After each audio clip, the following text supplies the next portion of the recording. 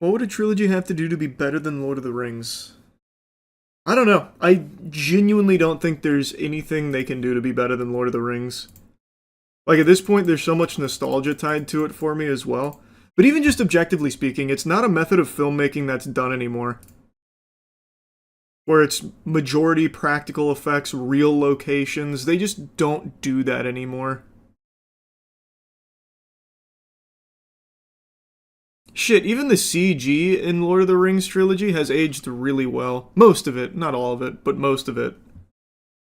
I don't know when the last time any of you watched it, but I watched it within the last year. It is still so good. So like, I'm sure someone has a compilation of like the CGI. It actually, for the most part, still holds up super well. Did you know Gollum was one of the first fully CGI characters to interact with live actors? The VFX budget for the Lord of the Rings trilogy was around $100 million. For the creation of Gollum, Which, keep in mind, is nothing nowadays. $100 million is like your basic starter Hollywood film now. Even the most dog shit films are like in excess of $100 million. motion capture was used to bring him to life, with Andy Serkis providing the movements and voice. This groundbreaking technique set a new standard for CGI characters. Fun fact, the battle scenes in The Lord of the Rings used a software called Massive to create thousands of individual soldiers, each with their own AI, making the battles look incredibly realistic. Overall, the budget was well spent, resulting in high quality and innovative visual effects. Like, just no production is going to do that laborious task of like handcrafting this kind of big scale thing anymore. It just doesn't, they don't do that. It does make for better quality when they do. I agree. And again, we've had this talk before, because all the time people always mention like, or I guess not mention, people always whine like, man, CGI these days fucking sucks. How did like Dead Man's Chest from like 20 years ago look that good? It still looks better than today's CGI. We're going backwards. And that's not exactly true. VFX, like, employees, like the entire VFX industry, is notoriously underpaid and overworked and forced to churn out shit as quickly as possible, cut as many corners as possible, so you don't get that time to bake it like they did back then. Like the Pirates of the Caribbean films, like Lord of the Rings. So that's why so much CGI looks worse these days. It's not like people got less talented or more lazy. It's studio executives just became more cutthroat. Thoughts on Avatar's CGI? Well, Avatar looks amazing. Avatar, all three of them have looked amazing. They do a very good job there. They crush the visuals. Did you watch Housemaid? Is that the Sydney Sweeney movie? The only reason I know that exists is because when I walked into Marty Supreme today, I saw a poster for Housemaid, and I was like, oh, is that Sydney Sweeney? So no, I haven't seen it, and I didn't even know it existed until I just saw that poster. It's like her fourth film of the year. And her other three have been colossal flops, right? She's had, like, actually 4 movies this year. Let's see. Yeah, Housemaid's the newest one. Then there was Christie and Echo Valley and Eden. Eden was the end of 2024. So this is her third movie of the year. And I know Christie fucking flopped hard. I don't know about Echo Valley, though. Let me see.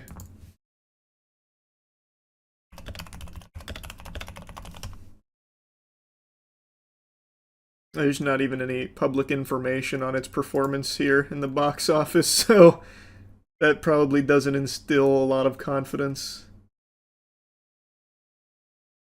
Anne Hathaway has 7 movies in 2026?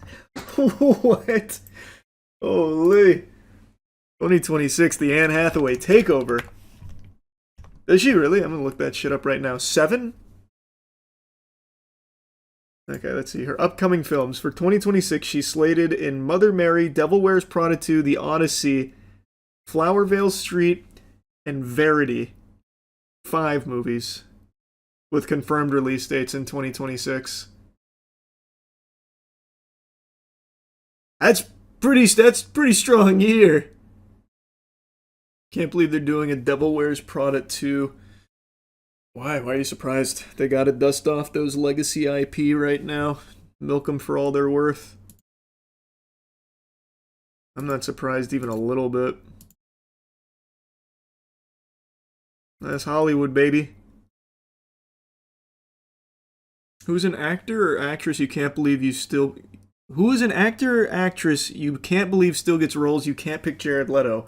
But that's not fair. Jared Leto is the actual perfect answer for that. Jared Leto, based on all of his box office numbers, post like... Christ. I guess post Suicide Squad, but even Suicide Squad wasn't good for him either, have been complete disasters. Just colossal failures across the board. He is legitimately the most perplexing actor that still gets roles. People refuse to see movies that he's in because they already know it's going to be bad. The only other ones I could even think of would be Gal Gadot. Maybe just Gal Gadot. No, Sydney Sweeney's on such a huge cold streak. Maybe her too. Fucking Madam Web, Eden, Christie. So maybe those two? Ezra Miller. Well, Ezra Miller doesn't get roles. Ezra Miller hasn't had roles in fucking years. He's asking about actors and actresses that still get roles actively. My only guess is Seth Rogen. I see why Seth Rogen still gets roles, though. You can point to, like, his box office success. He's not like a Poison, like Jared Leto, where it's like a guaranteed failure when he's the leading man. The only other one that, like I said, the only other ones that come close are like a Gal Gadot, where she is on such a huge cold streak and has become like an actual like laughing stock for how poorly she acts. What about Amy Schumer? Amy Schumer would have been a good answer like 10 years ago when she was in everything, but nowadays, what does she do? She doesn't do movies or anything, right? I think she's just like a full-time mom now. Let's see. I'm looking at her IMDb to see what her last projects were. Kinda Pregnant. Totally forgot about this. She did have a newer movie. That was 2025. Completely forgot about that. Life and Beth. That was a TV series in 2024. And then the other 5 projects are her stand-ups. Then Trainwreck in 2015. So she doesn't really get roles. There doesn't seem to be like any really good mainstream big name actors like there used to be growing up.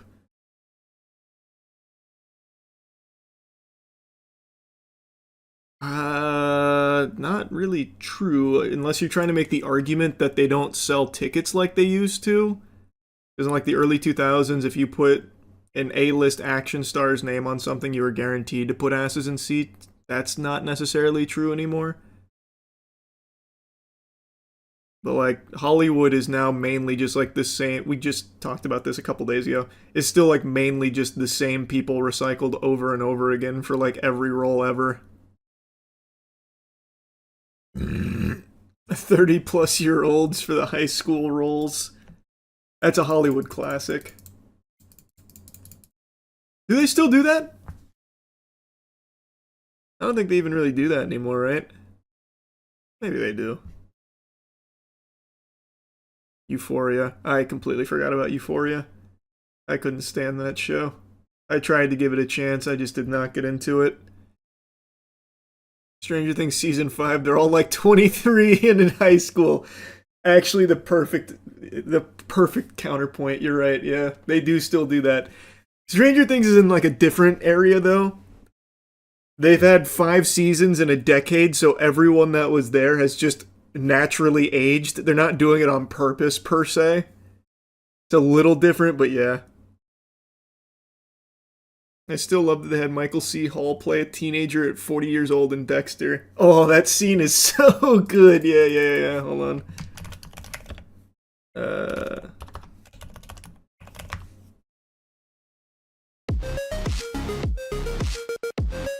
God, that's Jesus Christ, man. What has happened? This is the fucking problem with YouTube Shorts, man. Unbelievable. Unfucking believable. Unbelievable. This may be the most hilarious way to de-age a character I've seen. Rewatching Dexter, I came across this hilarious attempt to show a young Dexter. They just used Michael C. Hall, aka Dexter himself, and put a weird ruffled up bowl cut wig on him and called it a day. I love the show, but this is just hilarious. So there was a good. teen actor. That's so good. Looks like Shane Dawson. Yeah. I've watched Dexter. I just dropped it after, I don't know, it was season 3 or 4, I can't remember. I heard the new Dexter season is, like, actually really good, though. Which is shocking. Do you have any expectation for Marty Supreme? I watched it today. I liked it. I don't have any, like, huge complaints with it. I got similar, without getting into spoilers, I got very similar vibes in that movie to Adam Sandler's Uncut Gems. And I really liked Uncut Gems. I thought they captured that chaoticness very well, much like Uncut Gems did. So you liked it but didn't love it? I liked it a lot. I wouldn't say I loved it, but I did like it. It's a movie I would, like, comfortably rewatch. But it's not a film I think everyone's gonna love. Wait till he figures out it's the same director. Wait, Marty Supreme and Uncut Gems have the same director? No shot.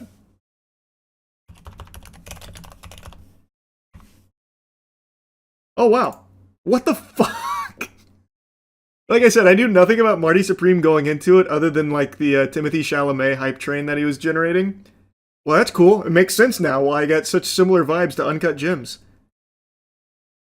He has really mastered the way of capturing that stressfulness on the big screen. That's cool. Timmy's aiming for the Oscars, doesn't have a chance. Personally, I think so. I think it was a really good performance from him. Do I think it'll win? We'll see. I see no reason he shouldn't be nominated, though. It really was very strong. Did Tyler do a good job? He did. He didn't have a huge role to play, but without getting into spoilers, he's not a massive character in the movie or anything, but the scenes he's in, I thought he did really well. And they were probably, like, the silliest, most, like, absurd scenes. And I thought he captured that very well. Did everyone clap when Kevin O'Leary would appear? Mr. Wonderful was not drawing any round of applause, but I'll tell you one thing, I was surprised to see him. That was like the last fucking guy I expected to see in a serious role. Is he a good actor? He wasn't bad. He was basically just playing himself, though. Which works, I mean, again, that's probably why they cast him, would be my guess. So it worked. Like, he didn't do a bad job. You finished Dexter, see if it matches Game of Thrones ending. I already know how it ends. Nothing will ever be worse than Game of Thrones ending. I already know the end of Dexter. But, I mean, they did just bring it back, so I guess it's not like the full end. You think you'll ever make another debut for a movie? I don't know. I saw something really disgusting in the previews for Marty Supreme. The new Hunger Games trailer, Sunrise on the Reaping. My offer must have got lost in the mail. Weird. Very weird. It's like they're shoving it in your face. True. Despicable. Doesn't make sense. This is now the second time they've done a spin-off Hunger Games movie without District 8 hospital helper, and they think this time it's going to work. Laughable. What part would you want if they did give you one? Legitimately the same fucking role. just have me be a hospital worker. It gives you like a 20-minute flashback sequence of you climbing out of the rubble and forming your own district. See, that's what Hollywood's missing, that level of creativity. It's a simple old school exercise, and then And then Charles climbs out of the rubble and ruin of District 8. Should make a documentary about your journey to being in the Hunger Games. Nah, they can suck my dick. They don't appreciate me. Why should I? Been fucking 5 Hunger Games movies since the last one I was in. Not so much as a peep from my co-stars.